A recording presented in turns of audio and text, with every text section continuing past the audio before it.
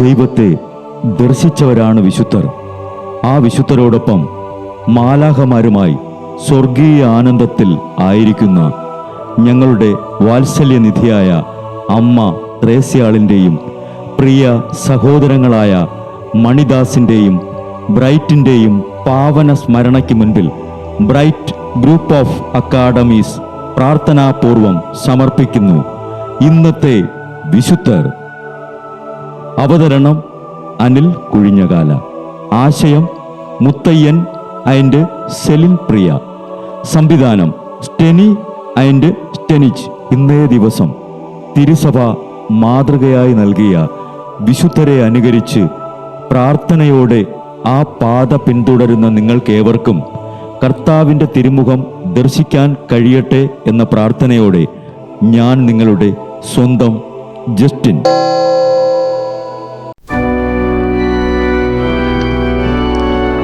ഇന്ന് മാർച്ച് 1 വിശുദ്ധ ഡേവിഡിന്റെ തിരുനാൾ.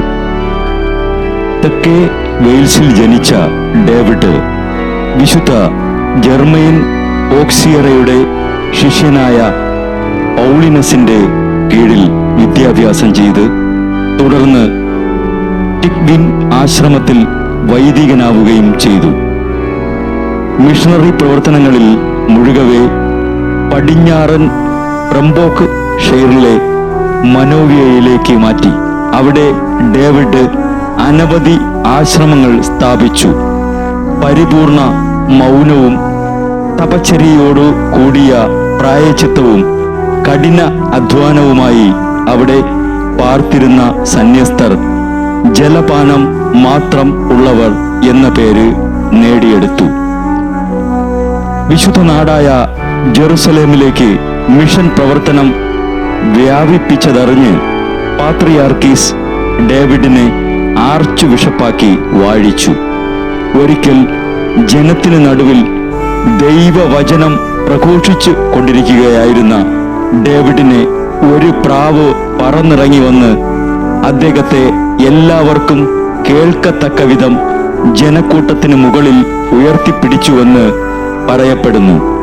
ആ സ്ഥാനം മിനിവിലേക്ക് മാറ്റിയ ശേഷം അവിടെ ആശ്രമത്തിൽ കഴിഞ്ഞിരുന്ന സന്യാസിമാരെയെല്ലാം ഡേവിഡ്, സഹോദരി സഹോദരന്മാരെ, നിങ്ങൾ സന്തോഷമുള്ളവരായിരിക്കുവിൻ, വിശ്വാസം കാത്തു സൂക്ഷിക്കുകയും എന്നിൽ നിന്ന് കണ്ടതും കേട്ടതുമായ ചെറിയ കാര്യങ്ങൾ ചെയ്യുന്നവരും ആയിരിക്കുക.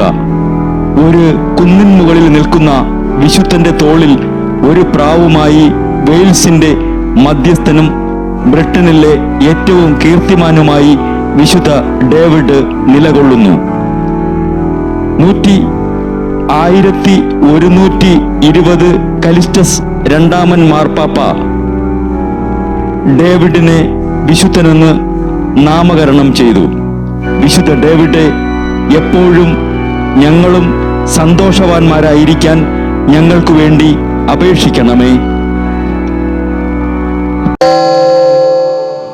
ബ്രൈറ്റ് കുടുംബത്തിൽ നിന്നും കർത്താവ് തൻ്റെ മുന്തിരിത്തോപ്പിലേക്ക് വിളിച്ച് പൗരോഹിത്യം നൽകി അനുഗ്രഹിച്ച റവറൻ ഫാദർ ബിൽ ബ്രൈറ്റും സന്യാസത്തിലേക്ക് വിളിച്ച് അനുഗ്രഹിച്ച് മണവാട്ടിയാക്കിയ സിസ്റ്റർ മരിയ ജോസും വിശുദ്ധരെ അനുകരിച്ച് ഇവിടെ ഈ ഭൂമിയിൽ ആത്മാക്കളെ നേടാനായി ഇരുൾ വീണ താഴ്വരയിലൂടെ നടക്കുമ്പോഴും പൈശാചിക ശക്തികൾ വിടാതെ പിന്തുടർന്ന് പീഡിപ്പിക്കുമ്പോഴും മരണം നിഴലായി കൂടെ നടക്കുമ്പോഴും ദിവ്യകാരുണ്യം എപ്പോഴും ആത്മാവിന് കരുത്തേകും പോലെ തിരുവചനമെന്നും പാതയിൽ വിളക്കായി ജ്വലിച്ച് ആ ജ്വാലയിൽ അനേകായിരം ആത്മാക്കളെ നേടിയെടുക്കാൻ സകല വിശുദ്ധരെ, മാലാഖമാരെ ഇവർക്കു വേണ്ടി എപ്പോഴും കർത്താവിനോട് മാധ്യസ്ഥം വഹിച്ച് പ്രാർത്ഥിക്കണമേ.